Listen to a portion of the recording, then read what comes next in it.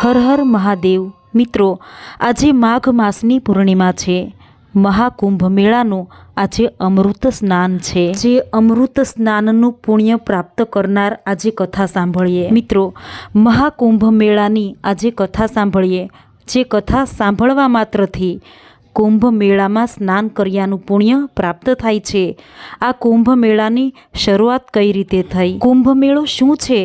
આ કુંભ મેળામાં સ્નાન કરવાથી શું પુણ્ય ફળની પ્રાપ્તિ થાય છે? જેવા અનેક સવાલોના જવાબ આપતી દંતકથાઓ જે કુંભ મેળા સાથે જોડાયેલી છે, જેને ધ્યાનથી સાંભળજો। મિત્રો, કુંભ મેળાનો પ્રારંભ કેવી રીતે થયો અને શા માટે થયો તેના વિશે પુરાણોમાં એકાધિક કથાઓ મળે છે। જેમાં સૌથી પહેલી કથા છે દુર્વાસાના શ્રાપની કથા। એકવાર મહર્ષિ દુર્વાસાજીએ ઇન્દ્રદેવના કોઈ સમુચિત વ્યવહારથી પ્રસન્ન થઈ તેને દિવ્ય શક્તિઓથી યુક્ત એક દિવ્ય માળા અર્પણ કરી, પરંતુ દેવરાજ ઇન્દ્રએ આ દિવ્ય માળાને તુચ્છ સમજીને માળા પોતાના હાથી ઐરાવતના મસ્તક પર રાખી દીધી। ઐરાવત પણ ઇન્દ્રનો હાથી છે।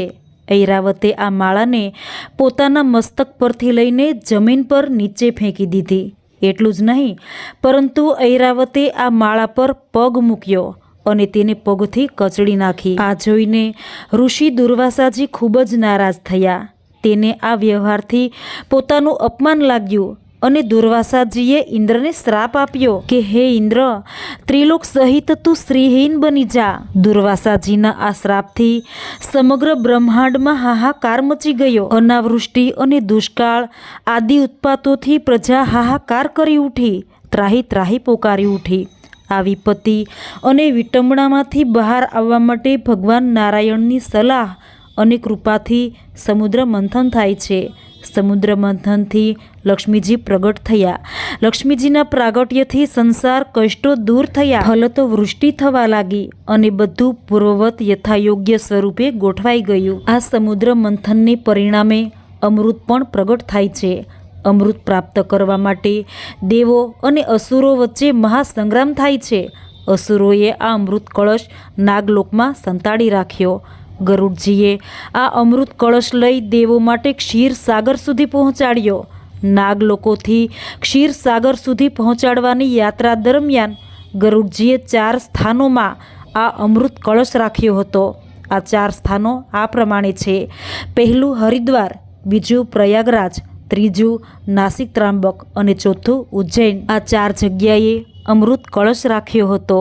એ 4 સ્થાનોમાં આજે મહાકુંભ પર્વ યોજાય છે। મિત્રો, પુરાણોમાં એક બીજી પણ દંતકથા છે, કદ્રુ વનિતાની કથા।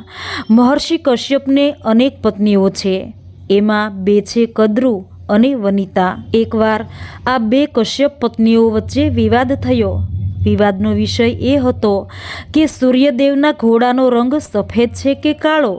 કદ્રુ કહે છે કે સૂર્યના ઘોડાનો રંગ કાળો છે અને વનિતા કહે છે કે સૂર્યના ઘોડાનો રંગ સફેદ છે। આ વિવાદ ઉગ્ર સ્વરૂપ ધારણ કરે છે અને બંને વચ્ચે શરત લાગે છે કે જેની વાત ખોટી સાબિત થાય તે સાચી વાત સાબિત થાય તેની દાસી બને। કદ્રુના પુત્રનું નામ હતું નાગરાજ વાસુકી અને વનિતાના પુત્રનું નામ હતું વૈનેત ગરુડજી। કદ્રુએ વનિતા સાથે કપટ કર્યું। તેણે નાગવંશને પ્રેરિત કર્યો। અનેક નાગો સૂર્યના ઘોડાના શરીર પર વીંટળાઈ ગયા। આમ સૂર્યના ઘોડાનો સફેદ રંગ ઢંકાઈ ગયો અને કાળો રંગ પ્રતીત થયો। આ કપટને કારણે કદ્રુ શરત જીતી ગઈ અને વનિતા સાચી હોવા છતાં શરત હારી ગઈ અને શરત પ્રમાણે વનિતા કદ્રુની દાસી બને છે। દાસી તરીકે રહેવું તે બહુ કઠિન કાર્ય છે। કશ્યપજીની પત્ની વનિતાજીની કદ્રુની દાસી તરીકે કેવી રીતે રહે અને કેટલા સમય માટે રહે? આખરે થાકીને ત્રાસીને વનિતાજી પોતાના પુત્ર ગરુડજીને બોલાવે છે। તેઓ ગરુડજીને કહે છે કે બેટા ગરુડ, મને આ દાસીપણાના ત્રાસથી મુક્તિ અપાવ। મારાથી આ દાસત્વના કષ્ટો સહન થતા નથી।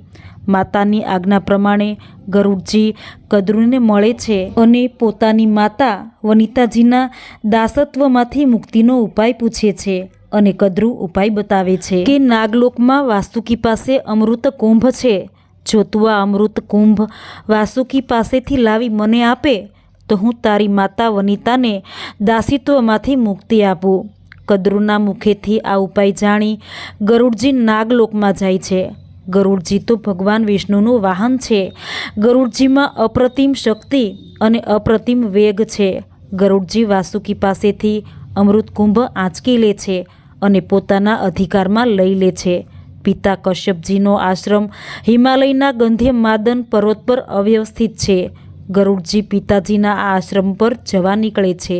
દરમિયાન વાસુકીએ દેવરાજ ઇન્દ્રને જાણ કરી કે મારી પાસેનો અમૃત કુંભ ગરુડજી આંચકી ગયા છે અને ગરુડજી અમૃત કુંભ લઈ પોતાના પિતા કશ્યપના આશ્રમ તરફ ગતિ કરી રહ્યા છે. ગરુડજી અમૃત કુંભ આંચકીને લઈ ગયા છે તે હકીકત જાણીને ઇન્દ્રદેવ ગરુડજી પર આક્રમણ કરે છે. ઇન્દ્રદેવે ગરુડજી પર 4 વખત આક્રમણ કર્યું. આ 4 આક્રમણો થયા ત્યારે માર્ગમાં આવનાર આ 4 સ્થાનો પર કુંભમાંથી છલકાઈને અમૃતના બૂંદ પડ્યા. આ 4 સ્થાનો છે હરિદ્વાર, પ્રયાગરાજ, નાસિક, ત્રાંબક અને ઉજ્જૈન. આ 4 સ્થાનો પર અમૃત કુંભમાંથી છલકાઈને અમૃત બિંદુ પડ્યા છે. તેથી આ 4 પવિત્ર સ્થાનોમાં મહાઅમૃત કુંભ પર્વ યોજાય છે. મિત્રો, મહાકુંભની ત્રીજી કથા છે સમુદ્ર મંથનની કથા. અમૃત કુંભ પર્વ વિષય કથાઓમાં આ સમુદ્ર મંથનની કથા સર્વાધિક લોકમાન્ય, સર્વાધિક પ્રચલિત અને સર્વાધિક પ્રતીતિજનક કથા છે. અસુરોના ગુરુ શુક્રાચાર્યજી પાસે સંજીવની વિદ્યા છે. આ સંજીવની વિદ્યા દ્વારા સંગ્રામમાં પ્રાણહીન બની ગયેલા અસુરોને શુક્રાચાર્યજી પુનઃ જીવિત કરે છે. આ ઉપરાંત અસુર કુળ પર શુક્રાચાર્યજીના અપરંપાર ઉપકારો છે. ગુરુદેવની એ મહાનતા અને મહાન ઉપકારો જાણીને અસુર રાજ બલિએ અને સર્વ અસુરોએ ગુરુ શુક્રાચાર્યજીની ખૂબ સેવા કરી, તેમને પ્રસન્ન કર્યા.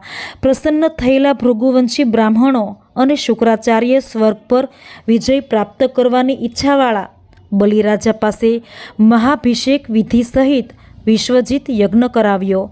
આ યજ્ઞના પરિણામે બલિરાજાને યજ્ઞકુંડમાંથી રથ, ધનુષ્ય, ભાથો, કવચ, ઘોડા આદિની પ્રાપ્તિ થઈ. પિતામહ પ્રહલાદજીએ આપેલી માળા પહેરીને ભૃગુવંશી બ્રાહ્મણોના તેજ અને આશીર્વાદથી શક્તિમાન બનીને મહારાજ બલિએ અસુર સેના લઈને સ્વર્ગ પર આક્રમણ કર્યું.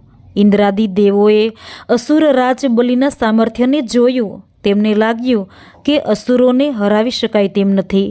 દેવગુરુ બૃહસ્પતિની સલાહથી દેવો અન્ય સ્વરૂપો ધારણ કરી સ્વર્ગ છોડીને અન્યત્ર ચાલ્યા ગયા. અસુર રાજ બલિએ પોતાના ચડિયાતા સામર્થ્યની અમરાવતી અને 3 લોક પર પોતાનું આધિપત્ય સિદ્ધ કર્યું.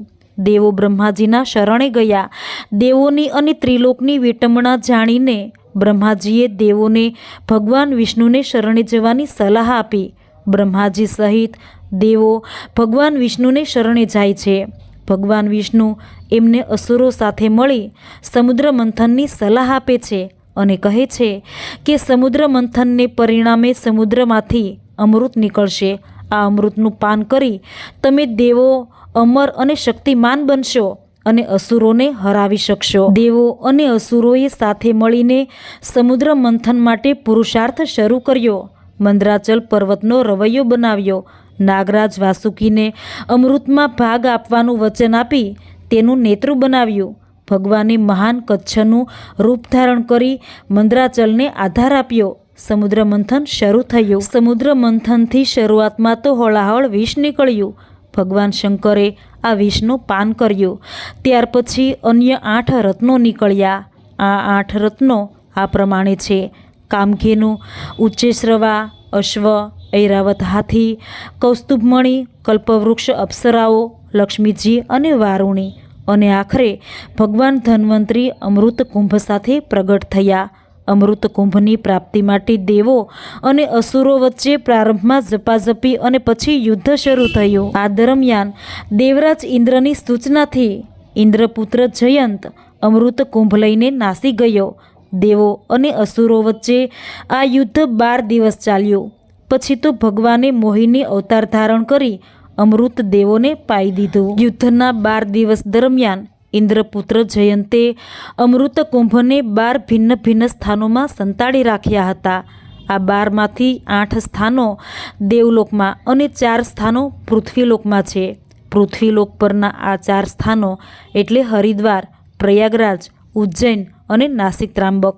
આ 4 સ્થાને આજે અમૃત કુંભ રાખવામાં આવે છે. આ 4 સ્થાને અમૃત કુંભ રાખવામાં આવ્યો ત્યારે ત્યાં એક અમૃત કુંભ છલકાયો અને અમૃતના થોડા બિંદુઓ તે 4 સ્થાને ઢોળાયા હતા. પરિણામે આ 4 સ્થાનો અને તે સ્થાનોમાં વહેતી નદીઓને વિશિષ્ટ તીર્થની મહત્તા પ્રાપ્ત થઈ.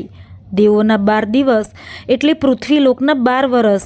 આમ આ અમૃત કુંભ સંતાડવાની અને શોધવાની પ્રક્રિયા કુલ 12 વર્ષ ચાલી. તેથી જ આ 4 પવિત્ર સ્થાનોમાં ક્રમિક રીતે દર 12 વર્ષે મહાકુંભ પર્વ યોજનાની પરંપરાનો પ્રારંભ થયો છે અને દર 12 વર્ષે હરિદ્વાર, પ્રયાગરાજ, ઉજ્જૈન અને નાસિક ત્રાંબક આ 4 સ્થાનોમાં મહાકુંભ પર્વ યોજાય છે. શાહી સ્નાન થાય છે. મિત્રો, મહાકુંભ પર્વની આ કથા જેણે પણ સાંભળી તેને મહાકુંભ મેળામાં સ્નાન કર્યાનું પુણ્ય પ્રાપ્ત થશે. તો આ વિડીયો તમારા મિત્રોમાં શેર કરજો. કમેન્ટમાં હર હર મહાદેવ લખી ચેનલને સબસ્ક્રાઈબ જરૂર કરજો. હર હર મહાદેવ.